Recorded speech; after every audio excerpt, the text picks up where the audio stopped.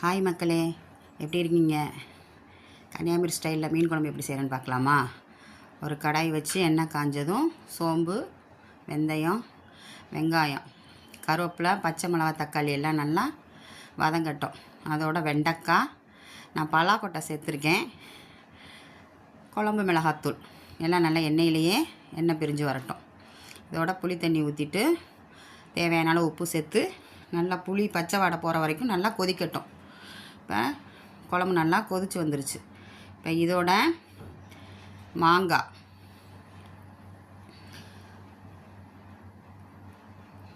மீன் சேர்த்துக்கிற வேண்டியது. மீன் நம்மளை உடையாமல் அதை பெரட்டி விடணும். குழம்பு நல்லா இப்போ கொதித்து எண்ணெய் பிரிஞ்சு வரட்டும். குழம்பு ரெடி ஆயிடுச்சு மக்களே. மீன் நல்லா உடையாமல் வந்துருச்சு பார்த்தீங்களா? மீன் குழம்பு ரெடி ஆயிடுச்சு. வாங்க சாப்பிட்லாம்.